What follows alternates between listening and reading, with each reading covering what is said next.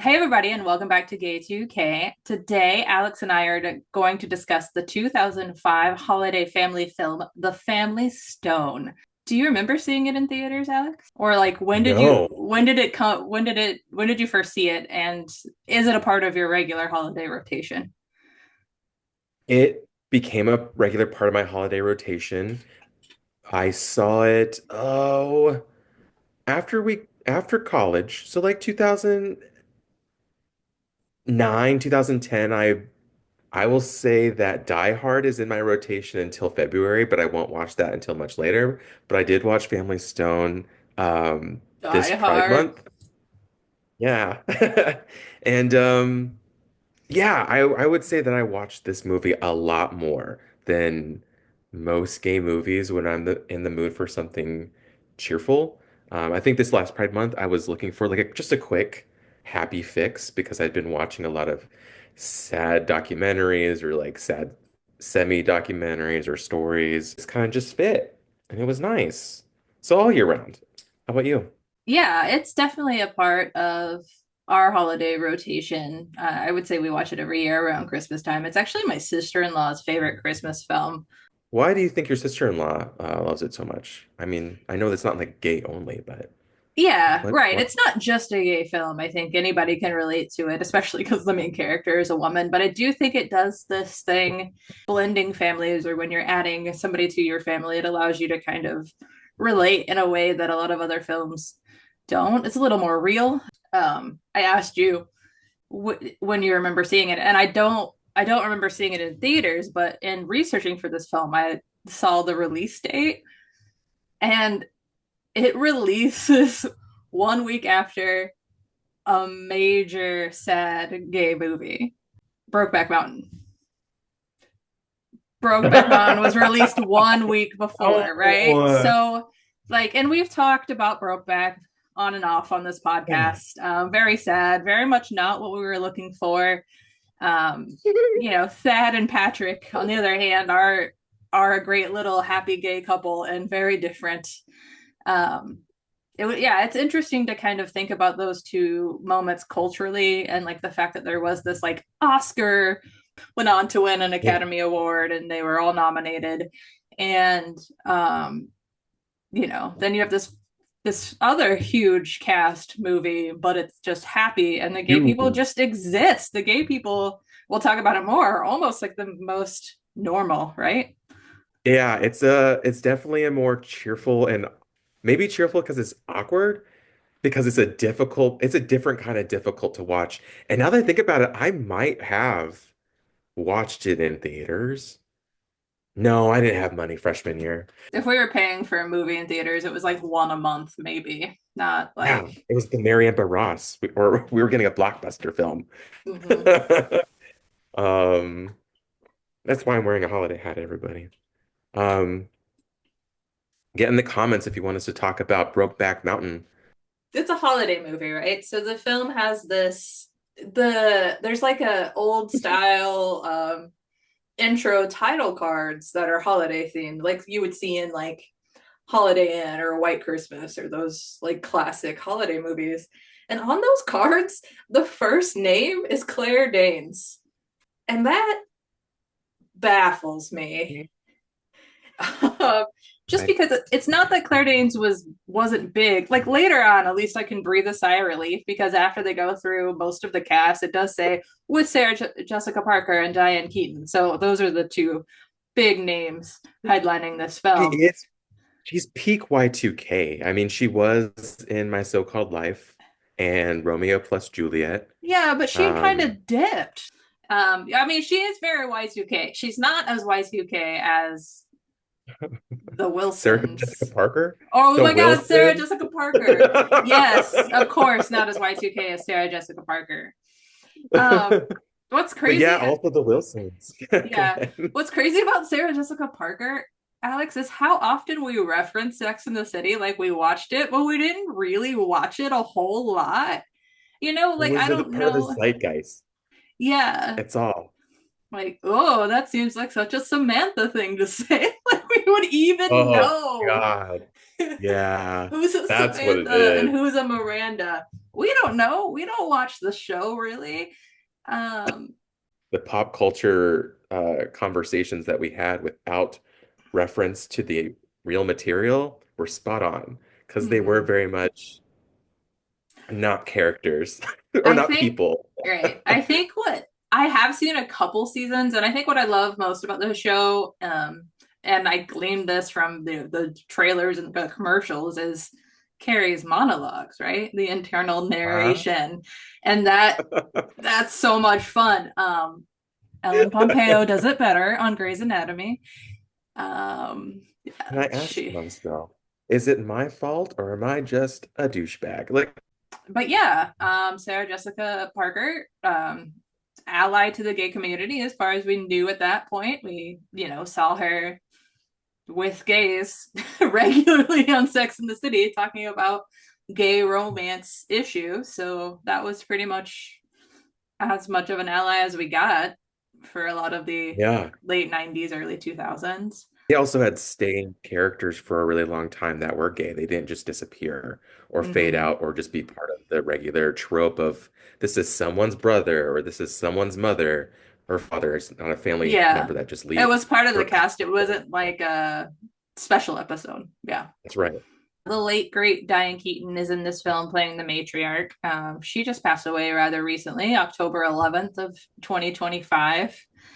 And that was kind of the push for me to get this episode because we've been talking about doing this episode probably since back in June or whenever when we were kind of mapping stuff out.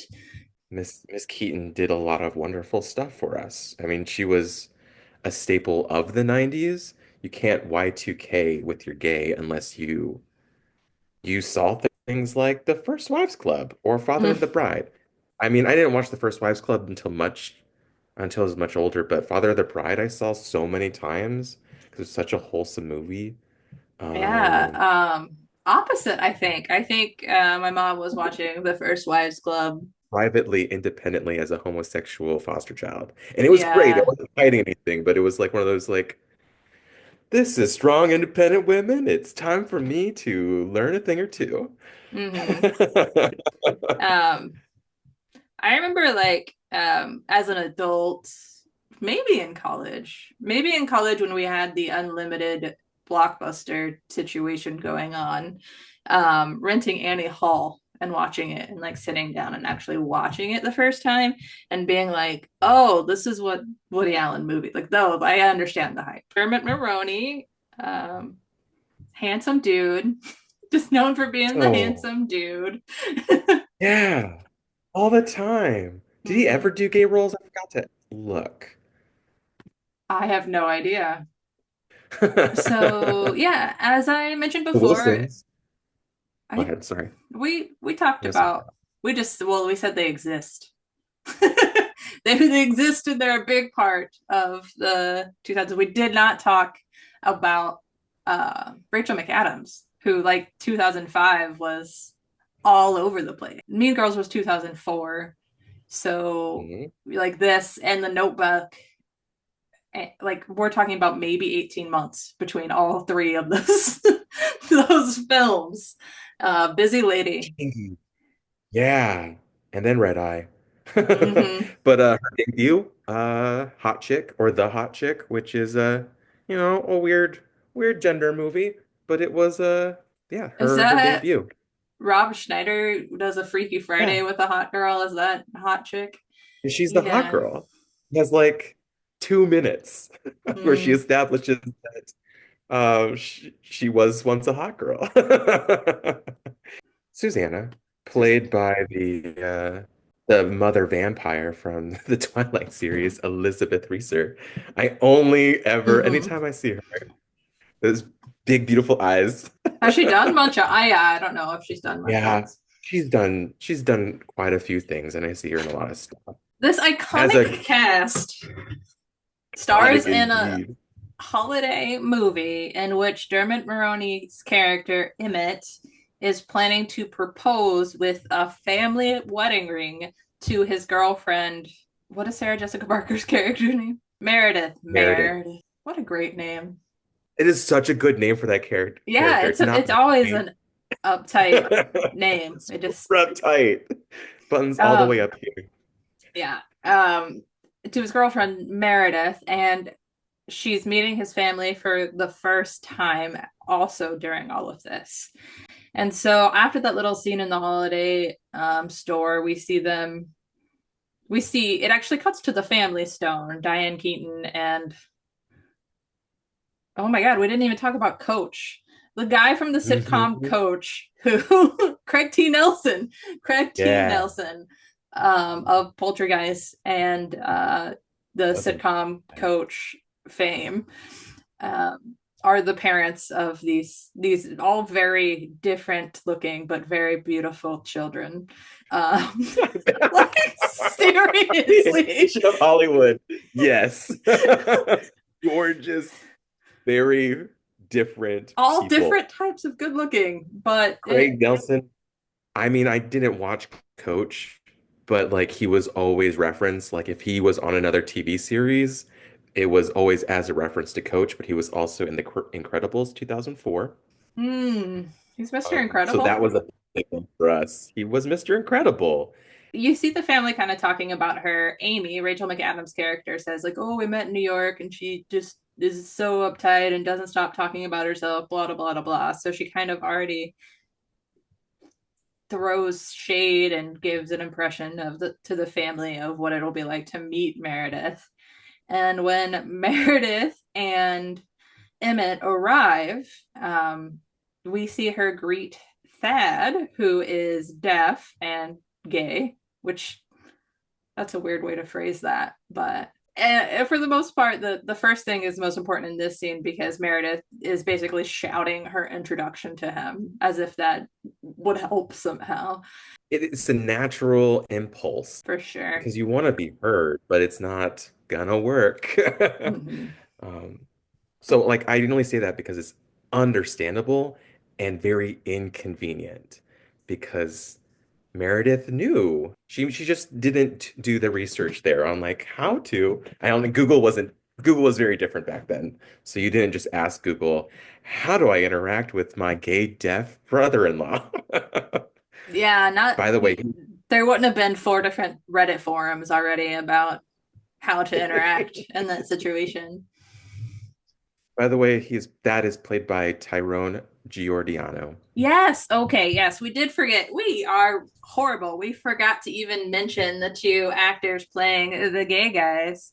They're both straight. I did do that research. Brian White plays Patrick Thad, who is another brother of this ginormous family, who is played by Tyrone. Tyrone? Yeah, I think Giordano. it's Ty in the Family Stone credits. It totally could be. I could see Yeah, that happening. Giordano. Is that what you said? Mhm. Okay. Yeah. Brian White has And been look in at a lot of things. Like he was in multiple episodes of Chicago PD. He was in Scandal. Like you see this man's Cabin in the face Woods. and you're like, "Oh yes, I know him. He's been in a suit somewhere on my TV screen in the last 10 years." But Tyrone, he was a lot in a lot of movies from 2005 through 2010, it looks like. I remember him in Untraceable, and I eventually rewatched A Lot Like Love and saw him in it. Um, yeah, all about Steve, just like 90s films, and he is a true to life person who is deaf. So that Yes. That is one thing to say. They did hire a deaf and black actor. They just did not hire deaf gay or deaf or black gay. Black and gay. And I mean, he's no Marley Matlin, but who could be Marley Matlin? There's only one, and that's There's horrible. There only shouldn't one. be. She's Oh, been doing it for decades. yes. We mention her because she played a lesbian in The L Word and a really strong, not gonna put up with your bullshit kind of woman, and it was Yes. awesome. Uh, Fair. Okay, we got off on a weird Circling another. tangent there. It's a weird tangent. I'm sorry. But yes, Tyrone is a deaf individual who was playing a deaf gay man, and Brian White was also a straight man playing a double minority, while at least being one of the minorities that he was portraying. Oh, they say that in the movie too. Double minority thing. Oh, We've been hit they twice.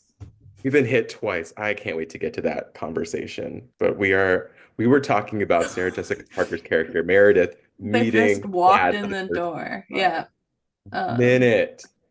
yeah, and instantly they establish that like the rest of the family knows what they're doing and thinks it's weird that she's shouting. We see Thad kind of mouth to his older sister, "Why is she shouting? Why is she shouting?" And then we see later they're in the car, and Rachel McAdams tries to sign every word that Sarah Jessica Parker's character is saying, and then eventually just gives up because the woman talks too much and she just starts rolling her eyes. And then to bring back the initial joke, Sarah Jessica Parker shouts something back like, "That's in blah, blah, blah. Do you know whatever the island is that she's talking about?" And she's like shouting it again. Um, And, Poor out it's of a very place woman. traditional looking family. Like the family is intimidating. I understand where she's coming from. Um, like they look like a Norman Rockwell situation in the Northeast, and everything is gorgeous. They have a beautiful home. They're obviously super beautiful people. And I'm sure she's been around beautiful homes and beautiful people, but it's such an intimate setting. And they're all so very different than her, this high-powered businesswoman. These people are all warm, traditional, close. Um, like Yeah, it's a huge extended family coming to Christmas. it's a hug instead And of a handshake, right? Like yeah, right that's what away from everybody. That's another way that they establish that pretty quickly is that, yeah, like she goes to shake people's hands and they just grab her into a hug, against her it was consent. so awkward. Yeah, and everyone's wearing like sweaters and like really comfortable outfits, and she is like in the most She's sleek, she's like like she, business attire dress still, not even business casual, really, like full the no, skirt with vest and button up underneath. Like that's three pieces. That's it's a yeah, it's Sex in the City minus the sexy. No, it is sexy. It's just not as bright or poppy. It's all the black, grays, whites, and mm-hmm. she's just. And they talk about that a lot behind her back about how uptight she is and just making Yeah. fun of her. Starts happening very quickly behind her back Yeah, and it very really does. I mean, in the first like head-to-head confrontation with the family is they are playing charades still that first night that she's there. And Thad, lovely Thad, knocks it out of the park right away. Patrick like gets it with one clue, and that's just them quick. easily establishing that these gay men are the couple. Like they're the ones you want to be. They love each other a lot and have their shit together. um and so then Amy, played by Rachel McAdams, convinces Meredith to come play charades, and Amy looked at the clue so that she could help Meredith, so she says. Um and the game of charades, and she says four words. The first word is, and she like mimics bride, and then she gets hung up on the third word, and does like a finger wave, maybe kind of point thought in the direction of Patrick. And the title of the film was "The Bride Wore Black." Well, Patrick is black, so Amy instantly, when she sees the finger even sort of drift in Patrick's direction, jumps on Meredith as a She is looking to kill her. She is tr out to get her. And it's really hard to figure out why. For the whole movie, I struggle with that. And the whole situation does a really good job of making it look like, yeah. Yeah, Meredith might have been subconsciously thinking about him because he's black. And every time she could possibly be doing wrong, she backs off like she's a fragile little bird, and it makes it really hard to like her. Like she's just Mm-hmm. not willing to be looked at and like she's wrong or that she made a mistake. Um, that's how it feels. She says all Yeah, these things. I It's think really it's hard. fair. No, I do think the film frames her as sympathetic and really, really wants the audience to feel bad for her. That this very liberal, very outgoing, loving family are just there to give her the hardest time of her life and make sure that she fails in this relationship with their oldest brother, eldest brother. That's really the first of many times that we see Amy and Meredith verbally spar, but we also see early on exchanges between her and the mom, Diane Keaton's character too.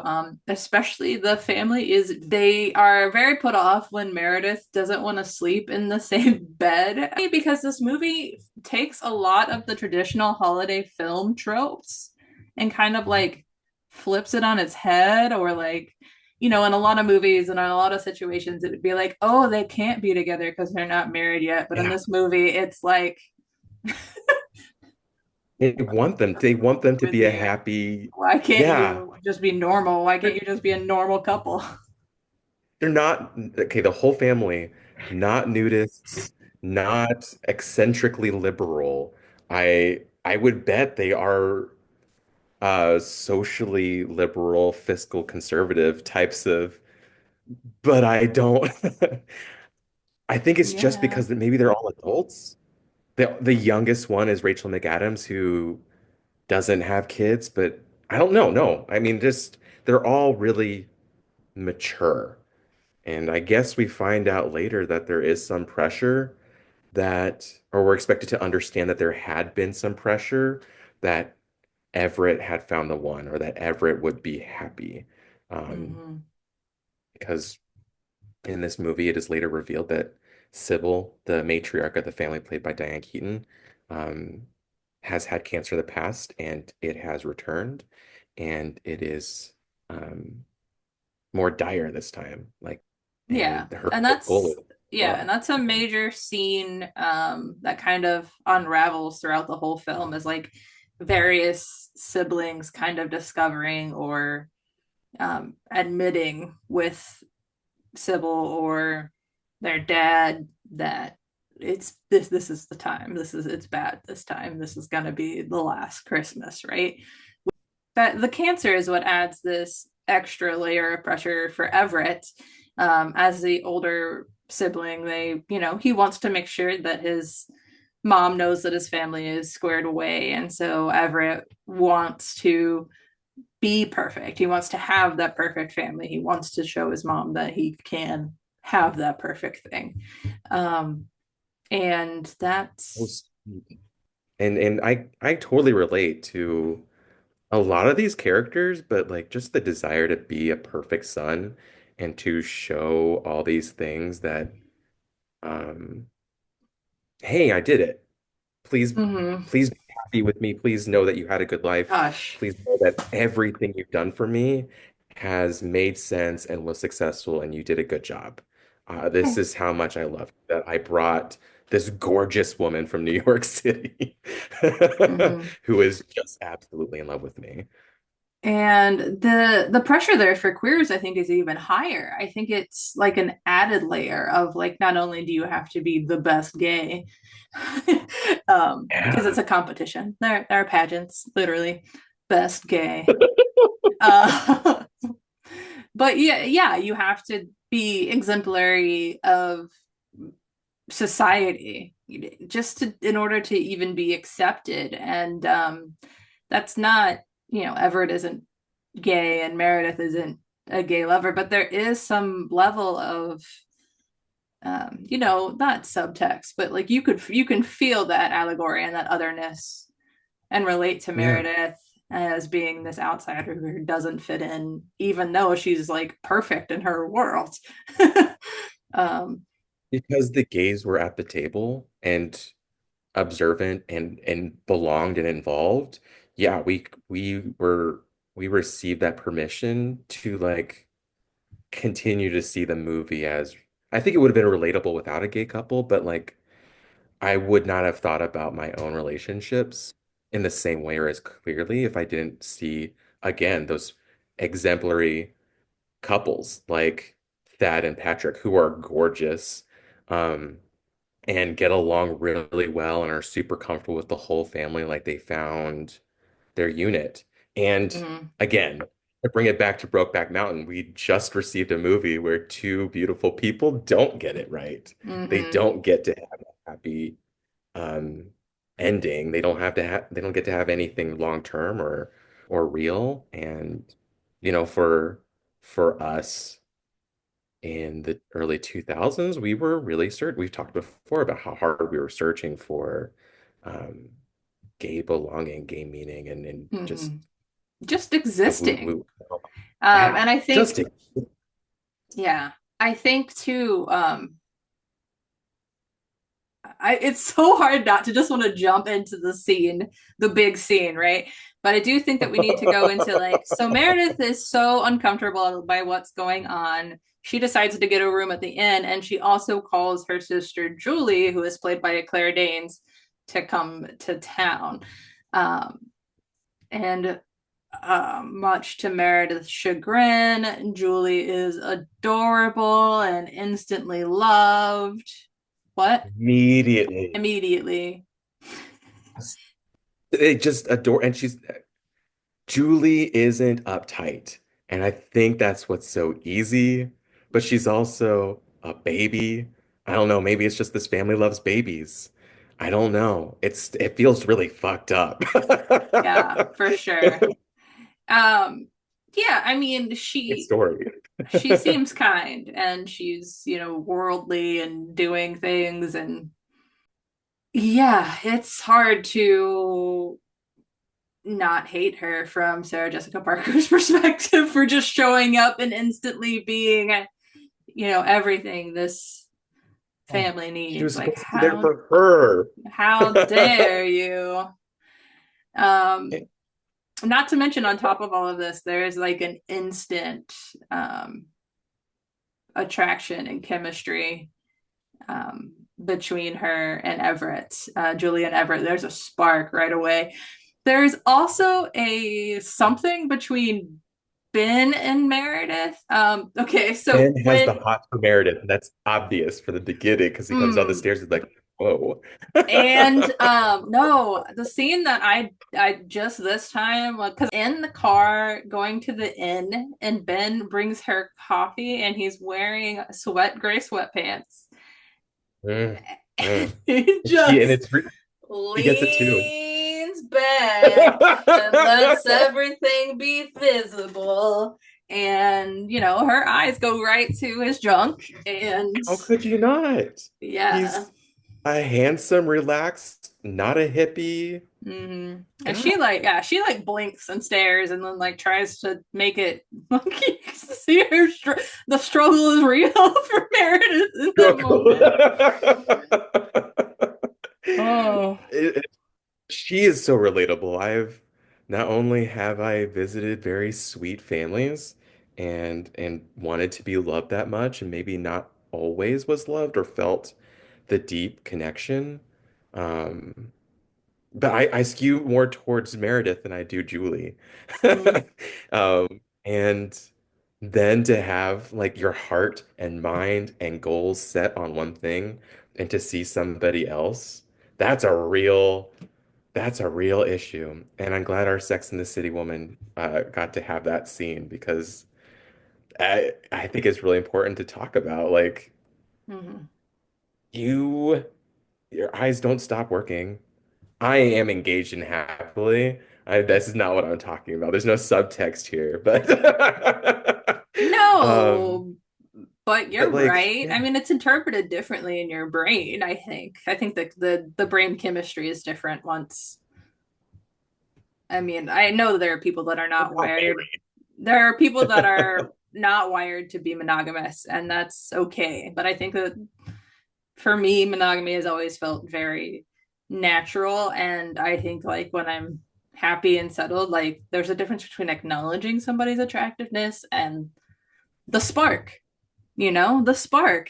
Yeah, And like I looking think around, and I think in double that taking. moment, this is no, this is good. It goes back because Everett instantly lets himself feel that spark when he sees Julie. And Meredith is like, okay, I acknowledge your what you're working with, and I am trying not to gawk, like That's so true. And the whole family sees it. Like mm-hmm. Sybil and Amy are like, whoa, like when they see each other. And Mm-hmm. so, yeah, so much so. And it's ridiculous, honestly. So It's ridiculous. later that night, they have a family dinner. At some point in time, the kid is at the table, and then she just excuses herself to go to bed early, and I was like, that's a weird thing. But instantly, then they go into a much more adult conversation. So Thad and Patrick are talking about their process to adopt a baby. Julie God. Julie asks, "Have you given much thought to the race of the baby at all?" And Meredith across the table is like, "You can't ask that." And then like all of the other siblings just kind of start to like banter with each other back and forth about race, and it's kind of racist, but it's also like playfully they're making fun of each other. Like Ben Luke Wilson says something about like, I'd like a little black baby, and Everett then applies that he's a manho and says, don't you have a little black baby? Which is how I interpret that. Is like he has like children all over the place. And then his response is, can you dig it? Which is just ridiculous.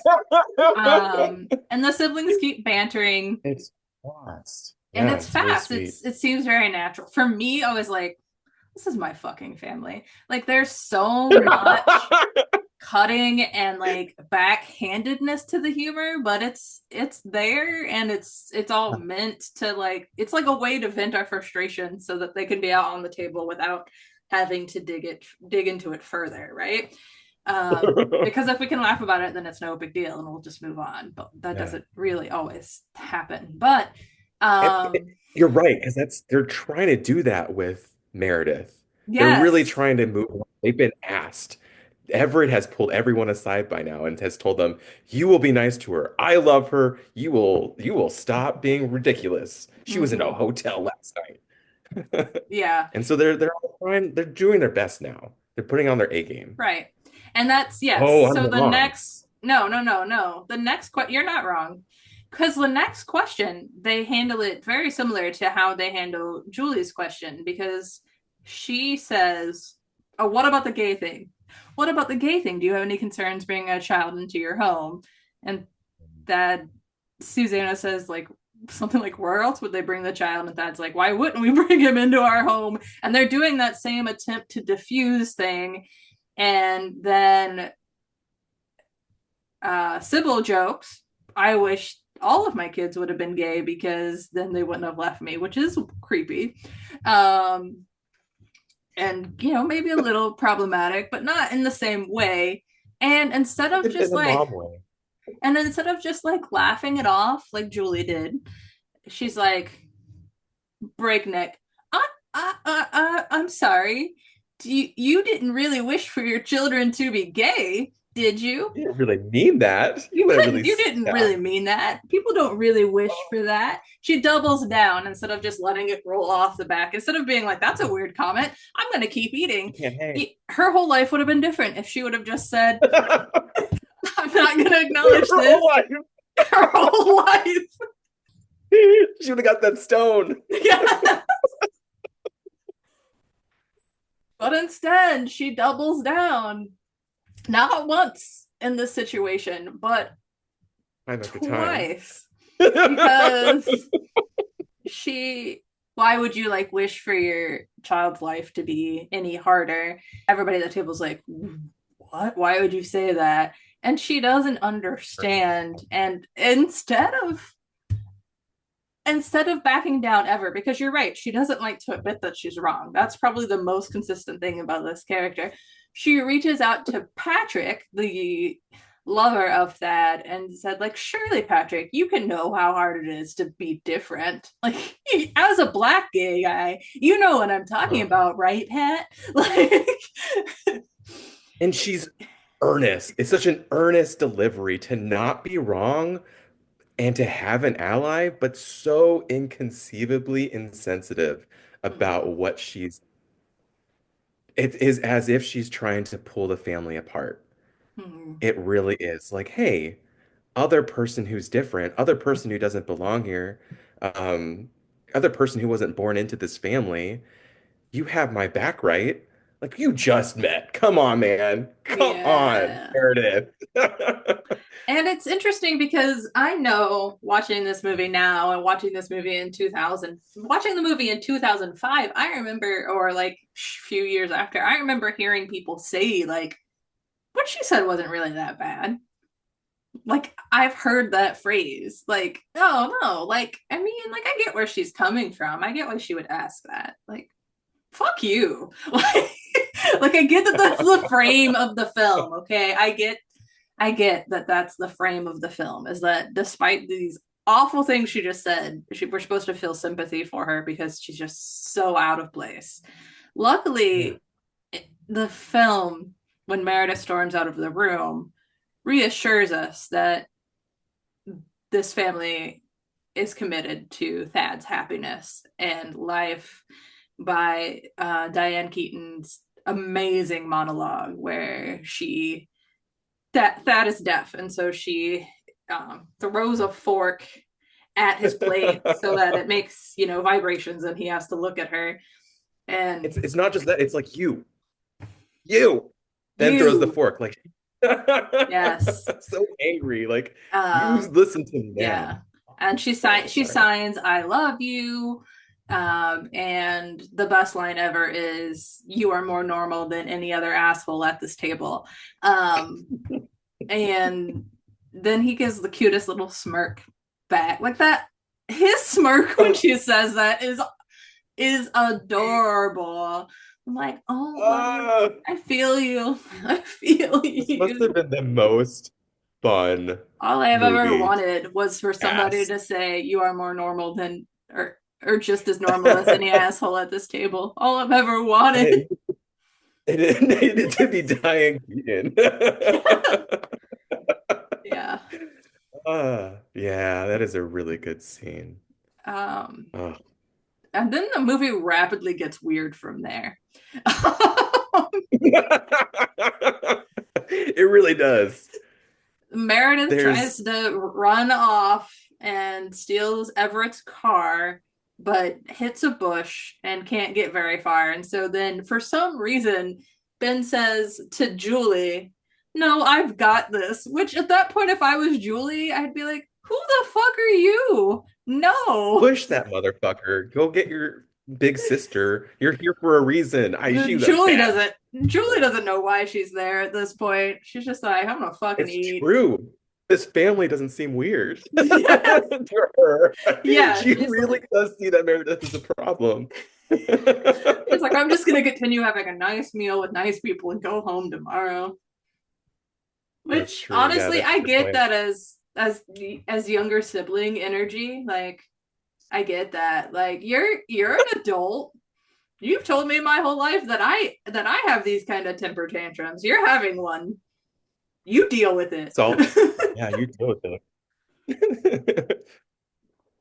But Yeah, so then yeah. her and Ben, the Luke Wilson, Everett's brother, her would-be brother-in-law, go to a pub in town and get drunk, to the point at It's which she starts to loosen up, slowly but her hair. surely. Her hair literally physically comes down, and she runs into Amy's flame, um high school or and whatever. yeah, and convinces to like buys everybody at the bar drinks and has a good old time. And then because why wouldn't they? Everett and Julie leave the house together and stroll around looking for Meredith and wind up getting to know each other a whole lot better and stare at each other with googly eyes for In the beautiful snow in multiple Connecticut, hours. Massachusetts, and Maine, or New Mm-hmm. Hampshire, wherever the fuck they are. And Mm-hmm. instead of driving around, Okay, I really want to talk about the scene. So after the bar, after she's like let her hair down, they are sitting in the car trying to sober up, I assume. Her Meredith and Ben are talking, and he said that he had a dream about her, and she's like, "Oh, you never told me what that dream was about." oh He says, yeah. I have it almost memorized because it's so weird. He says, "You were a little girl on a porch shoveling snow, and I was the snow. I was the snow that was falling and everything that it fell on. And you, with your red shovel, just scooped." The way he emphasized scoop every time cracks me up. You scooped me up. And like, I don't know what the hell that is supposed to be. I don't understand their reaction to that. I don't understand what he thinks it's supposed to be. It is weird. It's a weird moment. That turns out to be them. They're just they're the weirdos. Mm-hmm. Yeah. Uh, Um, God, so I they have to spend do all the part one. night looking for Meredith, don't find her. They're back at the inn. Julie sleeps. Everett kind of sort of maybe looks like he's going to ask to come in and then doesn't. And then he goes away. And Susanna and Amy are on the couch at home watching Meet Me in St. Louis and Judy Garland singing Have Yourself a Merry Little Christmas. And that really becomes like this backdrop of all of this. You see Meredith and Ben asleep on each other. You see Everett walking away and Julie thinking about him, obviously in the bed. And like, you see the tonal shift of where these new relationships are going. And the next morning, the scene that you talked about earlier happens. Sybil gives Everett the ring, and when she does so, she says, "I love you, but I don't want you to rush into anything. I don't want you to pretend to have perfect happiness when you could be missing out on the real thing." And so he cries and is all very, very sweet, and it's a very well acted scene on both of their parts. He gets the ring, and for some reason, his first impulse is to slide it onto Julie's finger. Like, The why? awkwardness never ends. Um, To be your sister-in-law, and she's probably younger than your youngest sister. It's, maybe. I'm looking it up. I mean, the No. actress, you can't look at the Mm, story really quick. very close. Both, They're the same age. yeah, She's the same age as your youngest sister. which is weird, I guess. Because yeah, when there's Yeah. that big of an age gap, that would be incredibly weird, actually.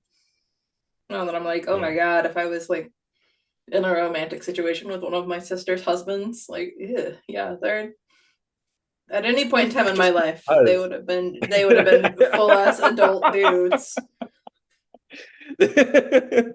But yeah, I mean, like, it feels like there's a 12 to 18-year difference between. Yeah. I don't think there really is, but Dermot is 62 right now, and both Rachel and Claire, because we're on first name basis, are 46. 16?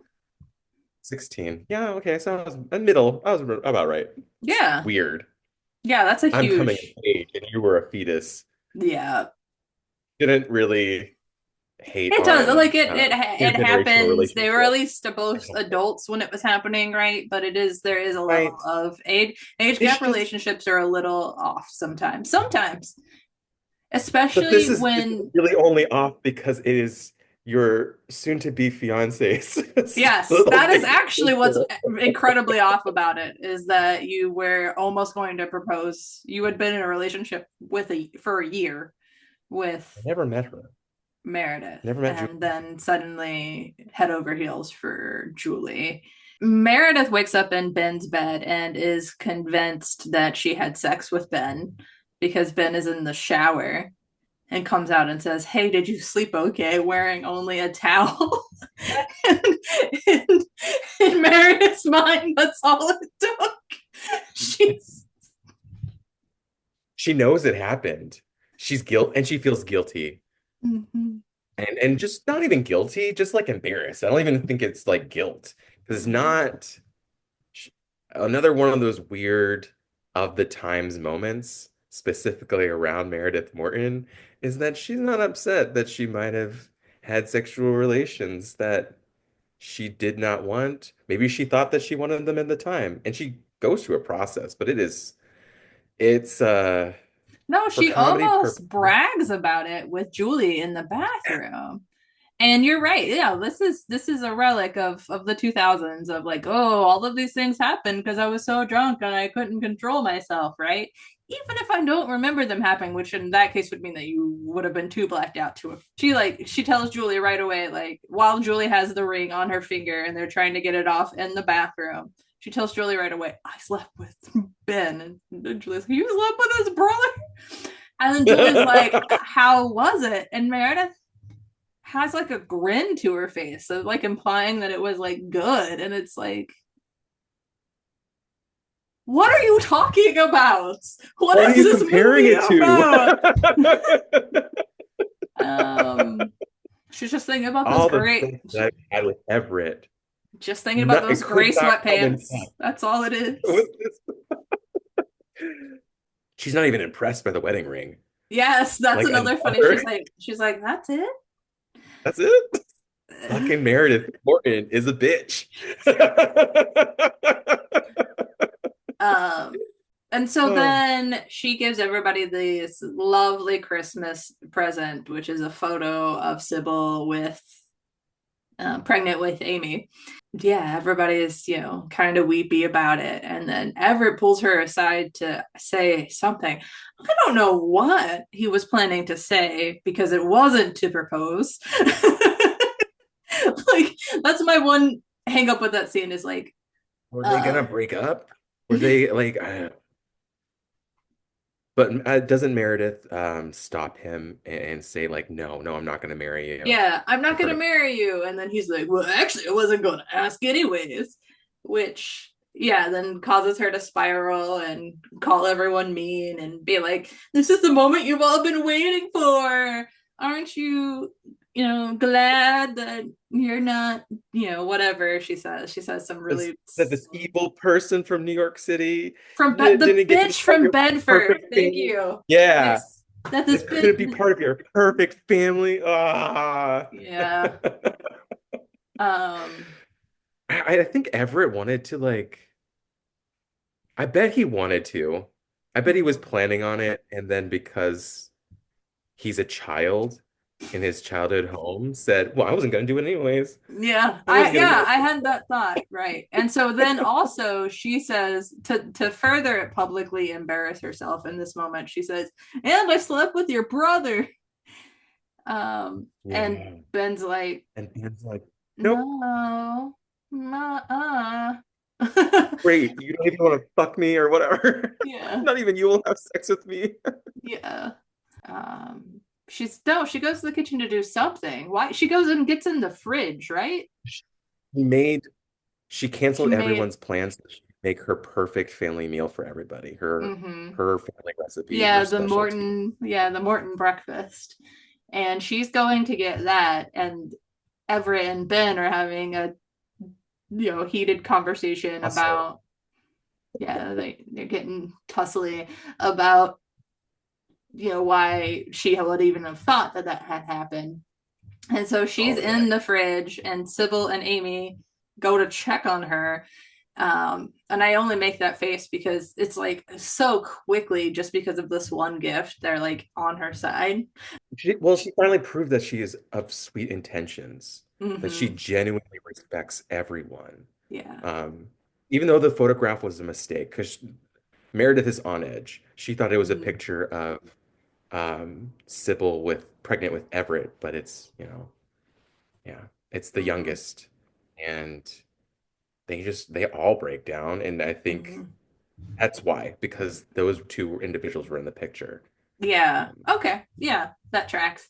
And they go in, yeah, trying to confront or comfort her, and they accidentally push her into the fridge and onto her stuff, and she drops her breakfast trays all over the place. She's got literally egg on her face and everywhere else. And then she's like still ranting about how they're a perfect family and all she wanted to do was be nice. And she like points to, then this is where it gets like really physical comedy. Like they're on the floor. She points to Amy and says, "You're the worst." And Amy literally goes, "I'm the worst." And she falls. And then at the same time, or not at the same time, but very close, Everett and Ben come like sliding into the kitchen area and under the kitchen table, and they're slapping each other, um, yeah, which just is boy slapping. just so funny. And then And he's, everyone collapses and laughs next to the kitchen sink, I think. yeah, Diane, yeah, the three Sarah. girls, yes, laugh or laughing it off and collapse on the floor because the floor is still disgusting and slick. And then, And it's an iconic little grouping photo. Like it's used in uh-huh, everything in Family Stone. It's a sweet moment. the table collapses on the boys after Ben convinces Everett to basically confess that he's not in love with this woman and he's being kind of a dick about it. What happens after that? Everybody's confronted everybody. Yes, everybody's kind of confronted everybody. Julie is in like a booth trying to get a plane ticket home, and the ring slides off her finger and she leaves it with Susanna's kid. Meredith is in Ben's bedroom freshening up because sure, they're in love now. I don't know. They definitely still want to fuck each other. That's Hey, yeah. now that it's out there publicly that she's into it too, like he's got no reservations about what's going on. Um, the charming stuff to each other about like twinning bruises or something because she's got like a mark on her face and he has a mark on his, and then they Yeah. like cuddle and make out kind of. No, do they even kiss? I don't know. They at I don't least think they very kiss. intimately cuddle. Comfort. They have a comforting hug, and it's the type of hug that you would definitely want to be scooped up in if you're going to be Scooped, scooped. scooped.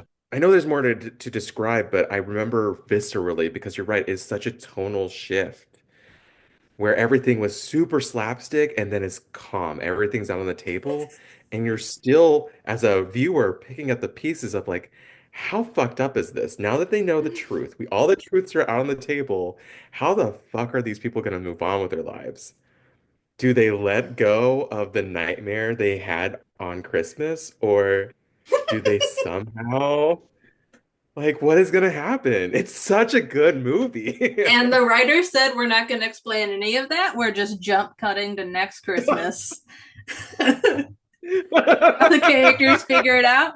You can think about that in your own time, but they do, and everybody's fine except for Sybil's not there. But everybody's Yeah. happy, and Thad and Patrick have their adorable adopted baby with them, and um, Meredith has her hair down and is in a very casual sweater leaning into Ben, and he's slightly better dressed because he's wearing jeans and not sweatpants. I So forgot about that. so they met in the Yeah. middle. Met in the middle. Yeah, Amy is there with the boy that was the former flame, and Everett and Julie show up at the end, and that's it. And they're They hold fine. each other. They're Yeah, they're moving on. Yeah. they're gorgeous. They clearly all have an agenda of who's partnered with who. And because that was Sybil Stone's only hope for every one of her children is that they would have a chance to have a big family and be happy like she was. Hmm. They've all fulfilled Sybil's dying wish. Um, Yeah. And those and kids will that's have beautiful. they'll be double cousins. And that's what you do when you want to fulfill the family wish for your mom. And I love it that like Ben gets this banging hot lady, who was his bit older brother's first. That's probably a big kink there, established by them Yeah, I fighting don't over think it like like it's I a think like toy. Ben would just be like, yeah, like ultimately, like it's just like he wants this thing and he's gonna go for it, and he doesn't give a shit about Everett's feelings for like whatever, because he sees that he's, he rationalizes it by how obvious it is that he's not into her, but And like it everything in ultimately Ben's it's life was Everett's first, so this is no different. Hand me down wife. yeah, I will. I don't know.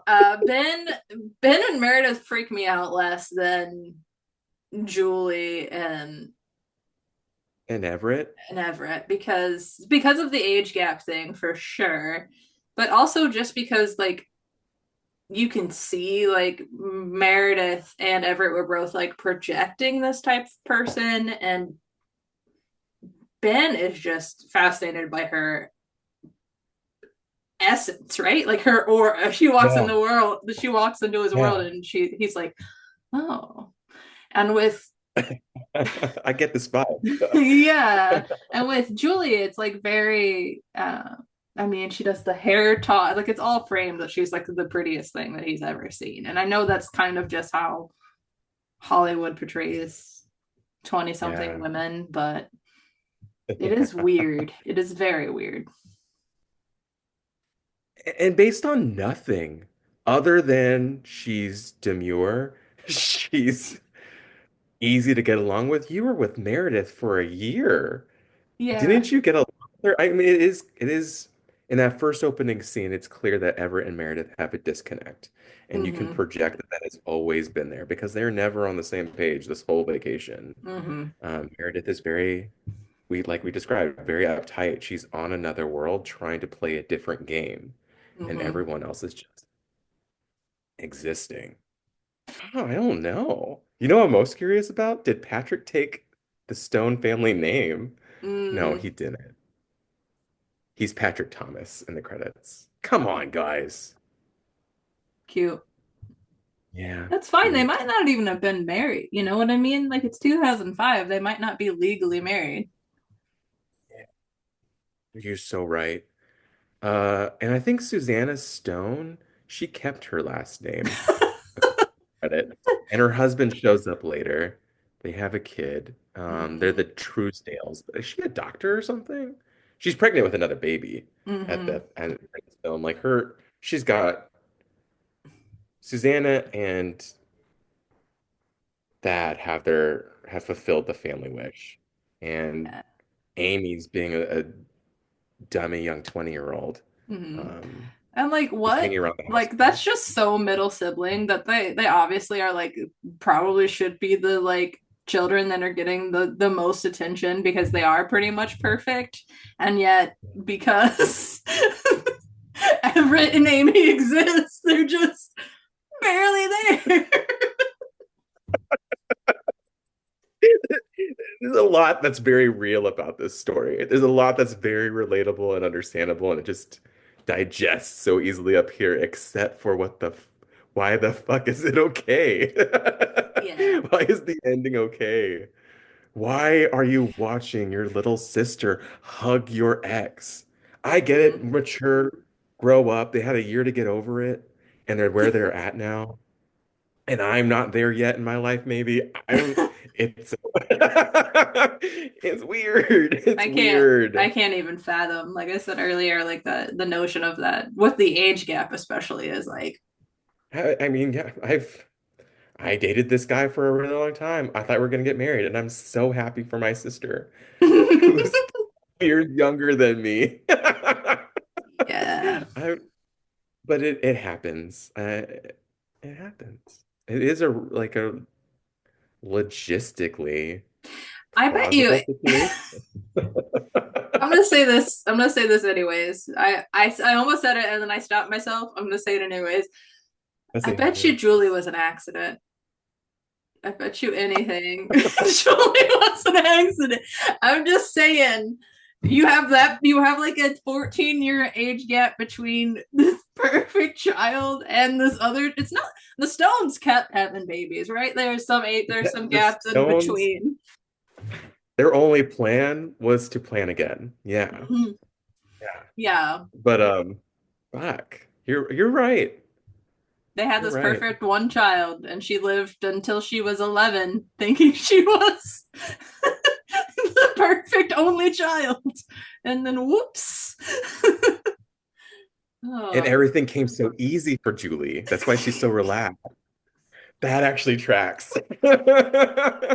You reminded me that So, Ben was a film industry person. mm-hmm. I wonder if part of the attraction to Meredith was like, there's my money ticket to keep on making films. Like, I haven't made a film. I can see that I she's need a got her shit producer. together, Yeah. except for the romantic part. Mm. She's Ben seems like he has played that game with female producers before. How many times has he told that stupid snow story? And sometimes he just shows up for work or changes into gray sweatpants to to get what he needs. It is diabolical. There is something unchristmassy at foot here. Wow. I've never unpacked the family stone in that way before. I'm glad that we have. I really enjoyed this conversation because I feel like I'm the only person who loves this movie, and we just haven't talked about it before. Well, yeah, let's talk about. I mean, there's not a whole lot of gay holiday movies. Like, it's weird to like I put Carol in this list of gay holiday movies because it takes place during Christmas. But And you it's disagree with me that Die Hard is a Christmas movie and or that's especially a gay movie. we can unpack Die Hard, I guess, if you think it's worthy. I don't know. See, I not think it'll be before the Brokeback, at it'll be least. But yeah, no, I mean, Carol wasn't anything that we watched growing up. In terms of anything that we watched growing up or young adults, like we wouldn't have had any of this. And so for this movie, Rent and Brokeback Mountain to have all occurred during the same holiday season, like Yeah, as we were becoming adults for the you first were time, blessed. yes, absolutely. And I think the thing that makes this movie, I don't want to say more accessible because it's not more accessible than Rent or Brokeback Mountain. Those movies are huge and they're everywhere, but perhaps more palatable um, to other audiences is the big Hollywood names playing very typical family dynamic kind of roles. How gay does the Family Stone rate to you on a scale of 1 to 5? How gay? Three, maybe. Just because while they are a perfect couple and it's important, they have very little screen time. Do we see them kiss? We might see them peck, but I don't think, I mean, they're an established couple and they're talking about gay things. And there is that really awesome scene where gay is an issue and it's discussed and the family sides with the gay character, which is something that had never happened really in cinema up until that point. I think gay is three. I think Y2K, um, it's definitely higher. I think it's four. I think it's a 4. Um, I mean, we were not the age of a mid-20s to my wife is dying of cancer age. Like it's not really within our age range, really. I mean, Rachel McAdams had and Claire Danes were playing children our mhm. age, but it wasn't. Yeah, it wasn't about our experiences yet, is what I think I'm saying. Yeah. For it to be I don't think of it as a Y2K era movie. It just has a lot of Y2K faces. And Yeah, but I also don't think it's as timeless as some of the other films that we've seen because of, I don't want to say because of how controversial the gay thing was, because obviously, unfortunately, that's still a conversation that might occur. But those conversations were new, and the fact that it was occurring in a major motion picture, that somehow feels very yes, mid 2K for me. you're absolutely right. That actually I agree with that because it's very, oh, words come out of my mouth. It's very afternoon special. And with Claire Danes being part of my afternoon special of like this is how to approach a gay conversation. This is how to talk about diversity with a new family Mm-hmm. on a very in a very traditional situation where we can all of us appreciate the complexity and the concern about getting through a holiday happily. But yeah, so four on Y2K because of cast mostly, and then three on gay because while they are a great couple, they just exist. I'm gonna boost it up to a 4 because even a biracial, um, Mm-hmm. multi-challenged Mm-hmm. group, not just because of deafness, but because they both exist in a family that hears, is white, and is straight. Like I'm actually with Meredith Morton's a lot of her questions because I was curious Mm-hmm. about their family. I wanted to know more. She took it the wrong way and wouldn't let go and like roll with the punches. But I think I at that time, even though they were problematic, I would have still had some of the questions that she had because I didn't have the answers to them as a child. And that's the only in the back of my head is the only reason I could think that Meredith Morton is excusable, but then I remember she's a New York businesswoman. She's in charge. If she doesn't know the answers to this, it's because she refused the answers for 30 some years, y'all. Meredith Morton is not a nice person. Yeah, I mean Meredith Morrison didn't exist in the same city as Carrie Bradshaw, and we see the difference there, right? So I want to ask you a question that we haven't asked in a while. Well, the three couples that we know about. But let's start off with, no, let's end with that. Uh, Meredith and Ben, are they still together? It's 20 years later.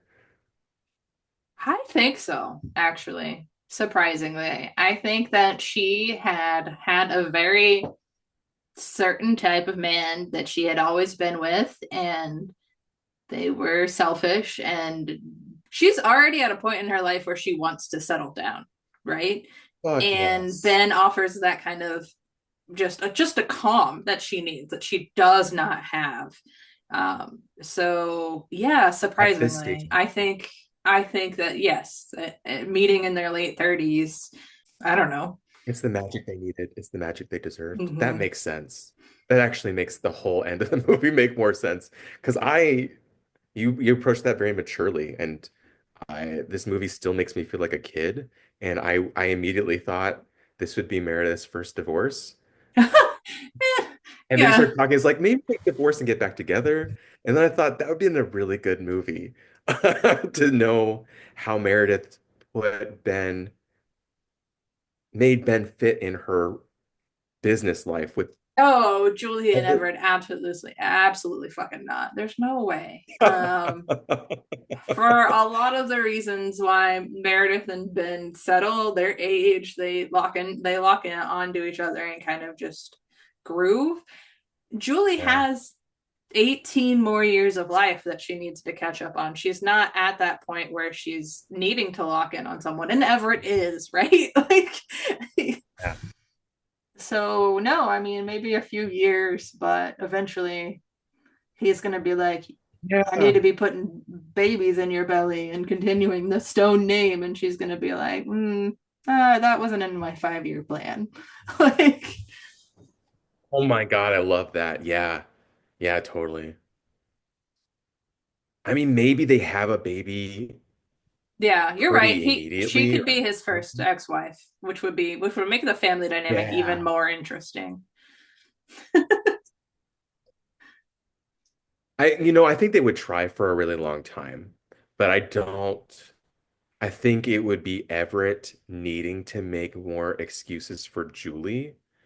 And I actually do see them making it because they're so dumb. You can see on my face, I'm not a big fan of these two characters at all. Um, it's not that they're not beautiful, they're gorgeous, they're sweet, but they are definitely, I'm an older sibling, so they both have dumb little baby sibling energy to me. Um, yeah. I think you figured out who Everett is. He is just another um type of asshole, and this is just the first one that wanted to get married, and all in the Hmm. whole line of Everetts that she's dated. And she has had some hotter, even younger Everetts. This is probably the first one that was like wanted to take their relationship into a more serious place when she was Hmm. ready to. Patrick and Thad, do you think they're still together? Do you think they have more I don't feel babies? like I have any knowledge of them to know. Right? Like, I don't know anything about their relationship really, other than they seem perfect. So, Yeah. yeah, I mean, based on what I know, sure. Why not? Based on what I know about gay couples, I would bet they are still together, that they did get married. Gay men do have the lowest divorce rate of any pairings. So, Yeah. I think for their kids that they would have gotten married. mhm. And I think there's almost, I don't know about the gay male audience here, but I don't think that they're in an open relationship. And I think that they were aware of any time that they were in an open relationship. They are just that kind of like Huxtable level family. They probably have a lot more adopted and surrogate babies. Mm, I'm bet. yeah, I could see that. Thanks for chatting about the Family Stone with me, Alex. That's really all I had on docket for today. I'm glad that we could chat. I hope everybody listening has a wonderful Christmas, and we'll see you next year. Happy holidays, everybody. Love you. Bye.